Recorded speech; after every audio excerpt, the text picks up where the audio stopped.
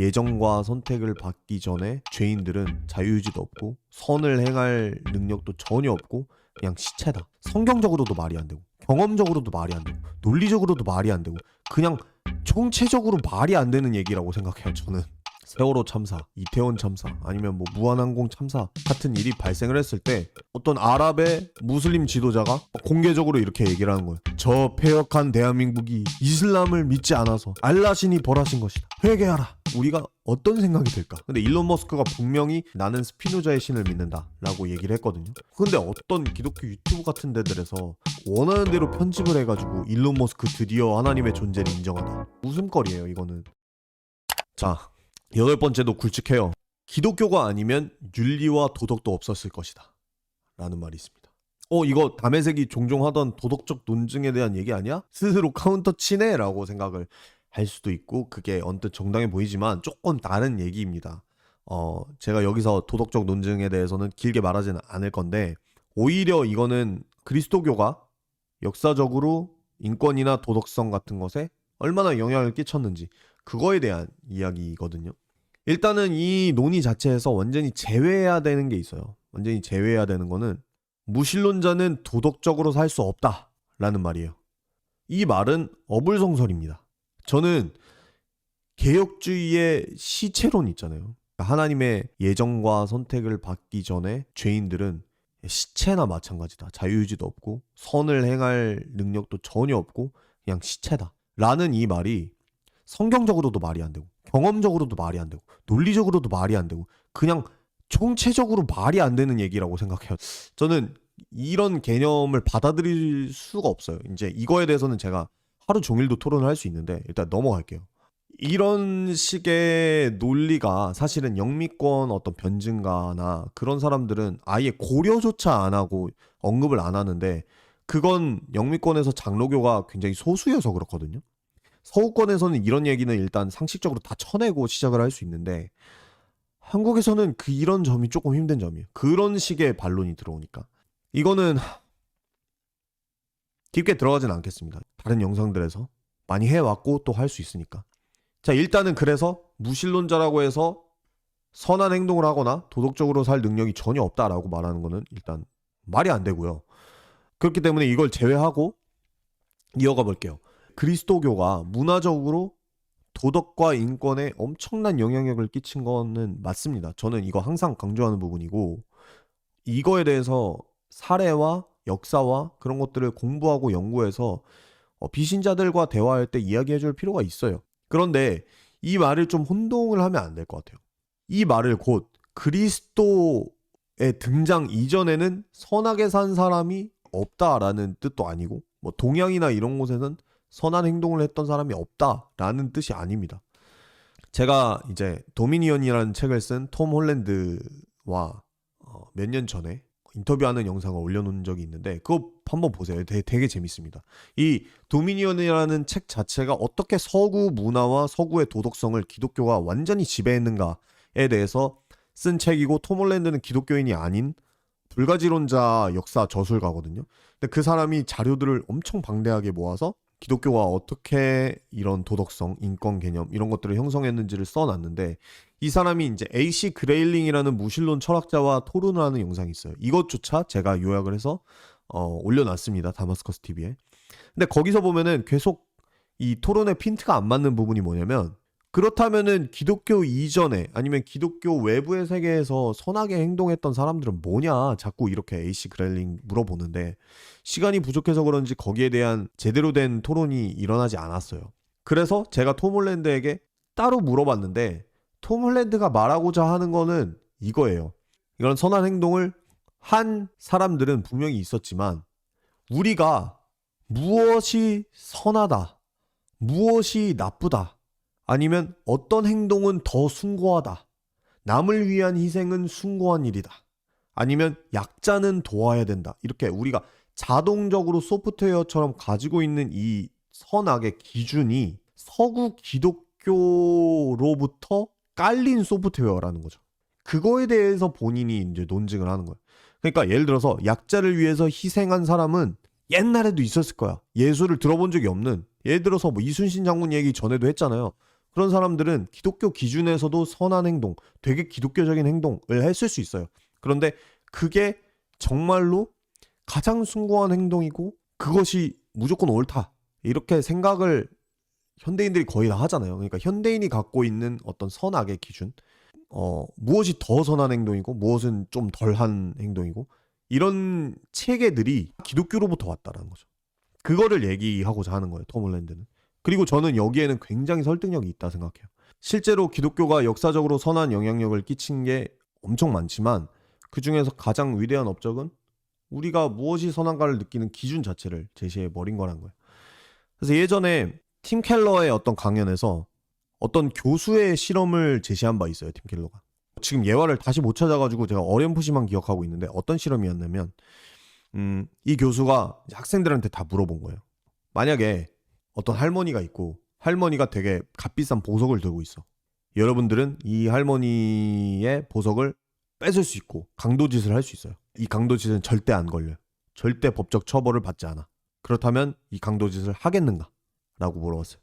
이제 당연히 예상할 수 있듯이 학생들은 100%의 확률로 안 한다라고 선택을 했습니다. 근데 여기서 중요한 거는 그 이유에 대해서 설문을 했을 때였어요.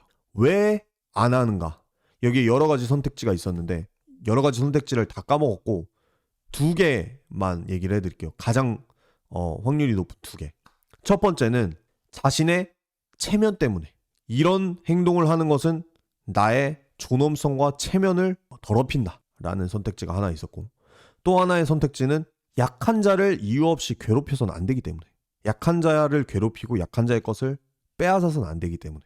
그 두 가지가 있었어요. 근데 이것도 아마 제 기억에는 거의 100%에 가깝게 약한 자를 괴롭혀서는 안 되기 때문에 라고 선택을 한 거라고 얘기해요. 근데 이제 여기서 팀 켈러가 말하는 건 뭐냐면, 기독교 이전 세계였으면은 이런 행동을 안 한다라고 설문을 했다 치더라도 거의 100%의 확률로 내 체면 때문에라고 얘기를 했을 거란 거죠. 왜냐면 그들은 명예와 수치 문화에 있으니까. 명예와 수치 문화는 요즘 그 로마 시대 연구하면서 되게 많이 나오는 얘기거든요. 그때 당시에 어떤 도덕성이 이제 지배를 하고 있었는가 했을 때 명예와 수치 문화가 있어요. 근데 기독교가 그 명예와 수치 문화를 뒤집은 걸로 되게 유명하거든요. 우리가 생각하기에 지금은 거의 100%의 확률로 약자를 괴롭혀서는 안 된다라는 그런 이유들을 갖고 있는데, 그 이유를 형성한 게 사실상 기독교다라고 이야기를 하는 거죠. 그러니까 지금 미안하니까 안 하는 거 아닌가라고 얘기하는데 그게 똑같은 말이에요. 미안하니까 안 한다라는 게 약자를 괴롭히면 안 되기 때문이랑 같은 거예요. 근데 그게 내 명예가 더럽혀져서 내 체면이 상실돼서 라는 거와는 굉장히 다르죠. 그래서 같은 선행을 하더라도 그 이유 자체에 대해서 완전히 소프트웨어를 바꿔버린 게 이제 기독교고, 뭐 명예와 수치 문화가 더 좋냐 아니면 약자를 존중하는 문화가 더 좋냐, 그거에 대해서는 뭐 갑론을박이 있을 수는 있겠지만 어쨌든 현 시대의 거의 대부분의 사람들은 이 그리스도교의 영향을 받아서 이렇게 생각을 하고 있다라는 거죠. 심지어 이제 서구가 아닌 사회조차 이제 서구권의 영향을 너무 많이 받고 이제 법체계나 이런 것들도 다 서구권의 영향을 받았기 때문에 사실은 범죄자를 보복식으로 그냥 죽인다라는 생각을 갖고 있지 않거든요. 얼마 전에 제가 익명의 그리스도인 얘기를 했었어요. 익명의 그리스도인 얘기를 했는데 저는 아예 익명의 그리스도를 얘기해보고 싶기도 해요. 그리스도 같은, 그러니까 그리스도의 문화적 영감을 받아서 그런 비슷한 영감을 다른 사람들에게 퍼뜨리는 어떤 캐릭터가 될 수도 있고 역사적 인물이 될 수도 있고 아니면 실제 사람이 될 수도 있어요. 작은 그리스도 같은 거죠. 실제 사람이라고 한다면 이제 그리스도를 정말 따라서 똑같이 희생하고 남들에게 은혜를 베푸는 그런 제자가 될 수도 있겠고, 아니면은 하다못해 그리스도인이 아닌데도 불구하고 그런 그리스도의 문화에 완전 젖어서 그게 가장 숭고한 일이라고 생각을 하고 그것을 자기도 모르는 사이에 이제 은혜를 베푸는 그런 사람이 있을 수도 있고, 아니면 정말로 무슨 만화 캐릭터가 될 수도 있고, 용사 힌멜이라든지 빌란드 사가의 토르즈라든지 아니면은 뭐 원피스의 샹크스라든지 아니면 뭐 귀멸의 칼날의 랭고쿠라든지 이런 인물들은 그냥 되게 예수 메시아적인 인물들이거든요. 이 주인공에게 있어서. 그런 인물들, 특히나 최근에 대만에서 지하철 흉기 난동을 목숨 걸고 제압한 뒤에 용사 인멜이라면 그렇게 했을 거야 라고 얘기하면서 이제 장송의 프리랜을 샤라웃한 사람이 있었는데, 그런 청년이 있었는데 그런 것들을 봤을 때 정말 힘멜 같은 경우에는 이제 장송의 프리랜이라는 애니를 보면은 거의 100% 그리스도에게 영감을 받은 캐릭터가 맞거든요. 근데 그런 것들을 봤을 때 이것들은 일종의 익명의 그리스도가 아닌가라는 생각이 들고, 그렇기 때문에 이거를 그리스도처럼 숭배해야 된다는 말이 아니라 오히려 그리스도의 문화적 승리를 더 보여주는 그런 인물들이라는 거죠. 이런 인물들이 행하는 일들, 자기를 내어주고 자기를 희생해서 남에게 은혜를 주고 이런 의지를 이어가게 하고, 그런 행동 자체가 가장 현대의 문화에서도 선하고 숭고하다고 느껴지는 것. 이게 태어날 때부터 우리가 갖고 있는, 모든 문화에서 갖고 있는 그런 기본적인 생각은 아니라는 거죠. 기독교에 의해서 탄생한 생각이라는 거죠. 기본 운영 체제가 아니라는 거죠. 그래서 톰 홀랜드에 따르면 이런 표현을 하는데, 우리가 기독교에게 얼마나 영향을 많이 받고 있는지를 모르는 이유는 기독교의 영향력이 너무 커서다라고 얘기를 해요. 그리고 비유를 드는 게, 물고기가 물을 못 느끼는 것과 같다. 우린 물고기고 기독교가 형성한 이런 도덕관이나 문화는 물이다. 물고기가 물 안에 있으면 물을 못 느끼는 것처럼 우리는 기독교를 느낄 수조차 없다. 좀 다른 얘기였는데, 그래서 8번째 슬로건은 기독교가 아니면 윤리와 도덕도 없었을 것이다 라는 말이었어요. 이 말을 오해의 소지가 많기 때문에 좀 안 하는 게 좋겠다. 그래서 좀 바꿔서 얘기하는 게 좋겠다 라는 얘기를 하고 싶고요. 네, 슈퍼챗 말씀하셨는데, 제 생각에 약자의 것을 빼앗지 않은 것은 그 자체로 잘못이기에 명예가 실추되는 것이라고 봅니다. 명예가 악을 행하지 않는 주 이유였더라도 이 연결고리는 존재합니다. 기독교가 아니었더라도 적어도 인간 내면의 인식에선 칸트적 선의지가 동서고금 있었다고 봅니다. 한발 양보하자면 사회를 지배하는 도덕성에 기독교가 기여했다고는 생각할 수 있겠네요. 일단은 그 약자의 것을 빼앗지 않는 것 자체가 잘못이기에 라고 얘기를 하셨는데, 근데 여기에 대해서는 좀 생각을 많이 해볼 필요가 있는 것 같아요. 칸트 자체도 기독교에서 이제 기독교적 문화적 영향에서 벗어날 수 없는 사람이거든요. 그렇게 보면은 선하다, 무엇이 옳다 라는 그 기준 자체가 지금 이미 이런 말들 자체가 되게 기독교적 토양 안에서 얘기하는 것일 수 있다고 생각해요. 약자의 것을 빼앗지 않는 것이 잘못이다 라는 그런 생각 자체가 이제 기독교적이라는 얘기를 하고 있는 거고, 말 그대로 내 명예가 실추된다 라는 것은 조금 다른 의미일 수 있죠. 예를 들어서 이렇게 느끼는 것일 수도 있잖아요. 하찮은 사람의 것을 빼앗아서 내 것으로 만드는 것은 수치스러운 일이야 나에게. 이거랑 저 약자의 것을 빼앗아서는 안 돼. 왜냐면 저 사람은 불쌍한 사람이니까. 이거랑은 저는 굉장히 다른 거라고 생각해요. 예. 비슷하다고 느낄 수 있겠지만 그 당시에 문화를 지배하고 있던 어떤 도덕성이라는 게 굉장히 다르다라는 거고, 제가 지금 느끼는 건 뭐냐면 이런 반론이 있는 것 자체가 약자의 것을 빼앗지 않는 동기로 빼앗지 않는 게 더 옳다고 느끼기 때문에 이런 반론을 하는 거라고 생각하거든요. 명예가 실추되는 그 이유만으로 빼앗지 않는 것이 좀 더 옳지 못한 동기라고 생각하기 때문에 이런 반론을 하시는 거라고 생각해요.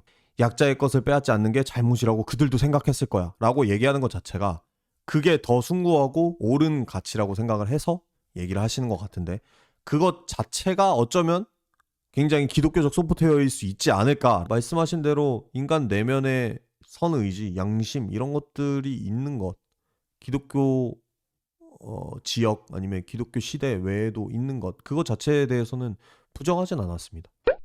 독점하려는 태도라기보다는 그냥 그렇게 생각할 만한 근거가 꽤 많이 있다라는 거죠. 근데 저는 이렇게 주장하는 건 아니에요. 잘 생각해 보세요. 약자의 것을 빼앗지 않는 그 동기가 가장 선하다라고는 저는 주장을 하지 않아요. 왜냐면은 명예와 수치 문화가 더 옳은 동기일 수도 있잖아요. 근데 저는 그냥 하나의 사실 주장을 할 뿐이에요. 그런 동기로 약자의 것을 빼앗지 않게 된 그것이 기독교의 영향력이 굉장히 강하다. 예, 전부 다라고는 하지 않을게요. 근데 굉장히 강하다라는 말은 저는 역사적으로 굉장히 팩트라고 생각해요. 여러 가지 이유에 있어서. 근데 그 말이 곧 그것 자체가 더 옳다, 더 우월하다, 그런 주장을 하는 건 아니에요. 근데 다만 현대에 있어서 이제 질문하시는 분도 그렇고 그게 더 옳다라는 생각을 이미 갖고 있기 때문에 기독교가 그걸 독점하려는 게 되게 기분이 나쁜 거겠죠. 근데 이것 자체가 그냥 저는 기독교의 영향력이라고 생각을 하는 거죠. 자, 9번 슬로건. 당신에게 고난이 온 것은 기도가 부족하거나 숨겨진 죄 때문이다. 이건 사실은 인간적으로 저주에 가깝죠. 기독교인이라면 아니면 인간이라면 남들에게 해서는 안 되는 말이라고 생각을 해요. 예를 들어서 이거를 뭐 국가 재난급 일본 쓰나미 같은 거에 적용을 하면서 막 설교를 하는 그런 경우도 있어요. 역지사지를 단 한 번만 해보자는 거예요. 세월호 참사, 이태원 참사, 아니면 무한항공 참사 같은 일이 발생을 했을 때 어디 뜬금없이 어떤 아랍의 무슬림 지도자가 공개적으로 이렇게 얘기를 하는 거예요. 저 폐역한 대한민국이 이슬람을 믿지 않아서 알라신이 벌하신 것이다. 회개하라. 이렇게 얘기를 해봤다고 칠게요. 대체 이거를 보고 우리가 어떤 생각이 들까? 근데 이게 똑같다는 거죠. 물론 기분이 나빠도 만약에 성경적으로 정말 옳은 말이라면 다시 생각해볼 필요가 있을 거예요. 고려해볼 필요가 있겠죠. 하지만 이런 말은 안타깝게도 기독교적이지도 않습니다. 제자들이 와가지고 예수님한테 물어보죠. 실로암에서 망대가 떨어져서 수많은 사람들이 죽은 사고가 있었습니다. 그리고 빌라도가 사람들을 죽여가지고 그 사람들의 피를 제물에 섞은 일이 있었습니다. 도대체 여기서 죽은 사람들은 남들보다 죄가 많아서 이런 일을 겪은 걸까요? 라고 이제 물어본 거죠. 그렇게 물어봤다는 거는 그 당시 유대교에 그런 생각이 팽배했다라고 추측해 볼 수 있는 단서예요. 그런데 예수님은 오히려 더 가혹하게 대답을 하죠. 그 사람들이 죄가 하나라도 더 많아서 그런 일을 당한 줄 아느냐. 너희도 회개하지 않으면 이같이 망하리라. 라고 얘기를 해요. 그러니까 야, 그 사람들만 죄인인 줄 알아? 너네도 죄인이야. 이렇게 더 빡세게 얘기를 해버리는 거예요. 근데 이 대답이 굉장히 가혹하게 느껴질 수도 있어요. 근데 저는 오히려 훨씬 지혜로운 답이라고 생각을 하는 게, 만약에 예수님이 이렇게 답을 해봤다고 쳐볼게요. 그 사람들 죄가 없어. 무고한데 그런 일을 당했어. 이렇게 얘기를 하면 또 어떤 사람들이 그 제자뿐 아니라 지금 성경을 읽는 우리들까지도 개떡같이 알아듣고 야, 봐, 죄가 없는 인간도 있었잖아 라고 얘기를 한다든가, 아니면은 뜬금없이 다른 신정론적인 논증을 가져온다든가 이러면서 이걸 곡해할 가능성이 있는데, 오히려 모두가 죄인이라는 일반적인 원리를 제시해버리면서 그 사람들이 특별히 더 죄인이라고 말하는 거를 거부하신 거죠. 사실은 모두가 죄인이야 라고 더 펼쳐서 얘기해버린 거죠. 저는 여기서 좀 예를 생각해 본 게, 만약에 회사에서 신입이 어떤 실수를 저질렀다고 쳐볼게요. 그래서 막 크게 막 자책을 하고 있어요. 아, 나 진짜 죽일 놈이야. 나 어떻게 이런 실수를 하지? 하고 있어요. 근데 선배들이 위로를 해주고 싶은 거예요. 근데 여기서 위로를 해줄 방법은 제가 생각했을 때 크게 두 가지가 있습니다. 첫 번째는 야, 그거 잘못한 거 아니야 라고 얘기하는 거예요. 야, 잘못한 거 아니야. 별로 문제 없어. 아무 일도 아니야. 이렇게 얘기할 수 있어요. 근데 만약에 진짜로 잘못이 맞다면, 정말로 잘못이 맞다면 이렇게 말하는 것도 문제가 있겠죠. 그러면은 다른 방법이 있을 거예요. 네 잘못은 맞아. 네 잘못은 맞아. 근데 우리도 다 한 번씩 그렇게 해봤어. 사실 이것만큼 신입의 마음이 편해지는 말이 없죠. 일하시면서 이런 말 들어본 사람들은 그거 되게 고맙게 생각하고 있을 거예요. 그리고 그런 말을 해줘 본 적도 있을 거예요. 어떻게 보면은 모두가 죄인이다라는 말과 비슷한 말이거든요. 메커니즘적으로 치면. 야, 그런 실수 다 했어. 다 누구나 해. 누구나 하는 거야. 잘못이 아닌 건 아니고 실수가 아닌 건 아닌데 다 했어. 잘못이 잘못이라고 인정하면서도 그걸 전체 범위로 적용해버리는 거는 빡센 말처럼 보이지만, 또 특히 개역개정 성경 말투라서 되게 빡세 보이지만 사실은 되게 위로되는 측면도 있어요. 이 부분이. 네. 그래서 예수님이 말한 거는 되게 지혜로운 대답이라고 생각을 하고, 확실한 거는 그 사람들이 남들보다 죄가 더 많아서 그런 참사를 당했다라는 거에 대해서는 예수님이 직접 반대를 한 거죠. 그런 거 아니다 라고. 그렇기 때문에 우리가 이런 슬로건을 쓸 수가 없는 거죠. 더 이상. 10번 슬로건. 하나님은 당신을 사랑하시며 당신을 향한 놀라운 계획을 가지고 계십니다. 자, 사형리죠. 사형리식 이제 전도의 시작인데, 이 말 자체가 틀린 건 아니에요. 그쵸? 하나님이 사람을 사랑하고 당신을 향한 놀라운 계획을 갖고 있다. 말 자체가 틀린 건 아닌데, 그리고 어떤 시대에는 이런 전도 방식이 큰 성공을 거둔 것도 맞고, 지금조차 어느 정도 나이대가 있는 분들에게는 먹히는 전도일 수도 있어요. 그거를 제가 부정하진 않겠습니다. 그럼에도 불구하고 이게 AI가 선정한 거긴 하지만 선정한 이유를 제가 생각해 보자면 너무 뜬금없고 일방적이어서 그런 것 같아요. 일단은 하나님의 존재를 믿지도 않는 사람한테 가서 이 지나치게 많은 정보가 압축된 문장을 주는 거거든요. 하나님은 당신을 사랑하시고 당신을 향한 놀라운 계획을 갖고 계십니다. 정보가 너무 많아, 일방적으로. 일단은 이 사람들은 하나님의 존재를 안 믿습니다. 그리고 그 하나님이 뭐 신들 중에 뭐 어떤 존재인지도 모릅니다. 그리고 하나님의 사랑이 뭔지 개념조차 듣지 못했습니다. 놀라운 계획? 내 인생은 내가 계획하느라 매우 애쓰고 있습니다. 이 모든 것들이 의문점인데 대뜸 이렇게 선포를 하는 게 굉장히 뜬금없고 오히려 기분이 나쁘게 느껴질 수 있다는 거죠. 항상 말하지만은 역지사지입니다. 만약에 신천지가 와서 우리한테 재림예수 이만희님께서 너를 사랑하셔. 그리고 너를 향한 놀라운 계획을 갖고 있어. 어서 신천지에 입문하렴. 이라고 얘기하면은 어떻게 들릴까요? 다르다고 생각하고 싶겠지만 똑같이 들립니다. 왜냐면 요즘은 거의 뭐 개신교나 신천지나 할 정도로 되게 이미지가 안 좋은 상황이기 때문에 어떤 사람들에게는 똑같이 들릴 수 있죠. 그렇기 때문에 우리가 조금은 더 상대방의 입장에서 생각을 해서 이제 좀 차근차근 갈 필요가 있어요. 왜냐면 사형리식 전도 방식은 이게 내용이 잘못됐다기보다도 당장 모든 압축된 내용을 지금 이 자리에서 전해주고 결과를 보겠다. 영접 기도를 시키겠다. 라는 그 사고방식 자체가 저는 조금 문제라고 생각을 해요. 그 상황에서 거부 잘 못하는 사람일 수도 있잖아요. 자, 영접 기도 한번 따라해보세요. 근데 거기서 싫어요. 저 안 믿는데 안 할 건데요. 라고 얘기할 수 있는 사람도 있지만 어떤 사람들은 잘 거절을 못하는 사람도 있어요. 그래서 어영부영 영접 기도를 하는 사람도 있고 근데 그거에 엄청나게 이제 뿌듯함을 느끼고 한 영혼을 살렸다. 그래서 이게 참 되게 나쁜 건 아니지만 성과주의적인 그런 생각, 빨리빨리 결과를 보고 싶다. 빨리빨리 전도의 열매를 보고 싶다. 이런 생각 자체가 이런 압축된 일방적인 슬로건들을 만들어낸다고 생각을 해요. 그래서 이런 것들은 훨씬 풀어서 얘기를 하거나 아니면 조금 자제를 하는 게 좋겠다. 11번입니다. 거의 끝나가요. 아인슈타인과 뉴턴도 하나님을 믿었어. 자, 이 슬로건은 두 가지 문제가 있어요. 자, 첫 번째, 권위에 호소하는 논리 오류라는 거. 두 번째는 팩트 체크가 제대로 안 되는 경우도 많다는 거. 어떤 게 안 되냐?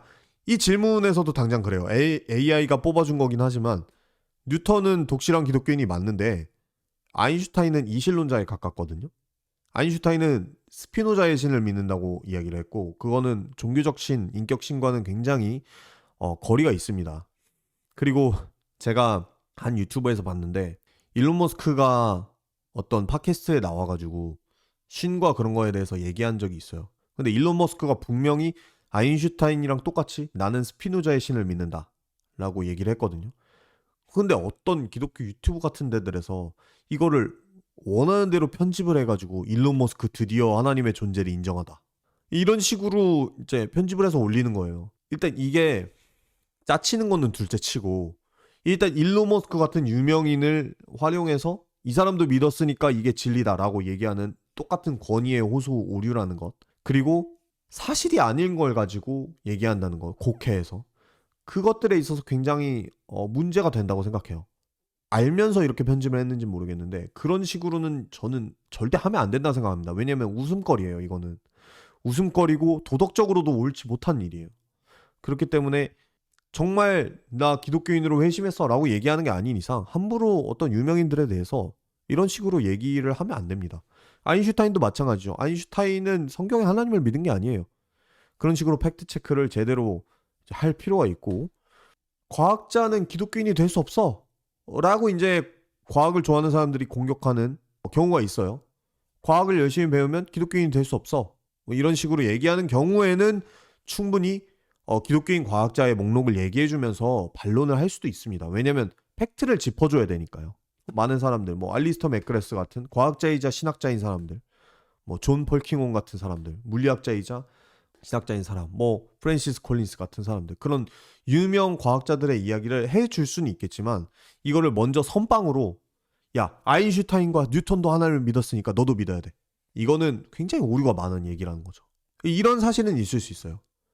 무신론자들이 흔히 생각하는 것보다 과학자들 중에 유신론자 비율, 종교인의 비율이 생각보다 높기도 합니다.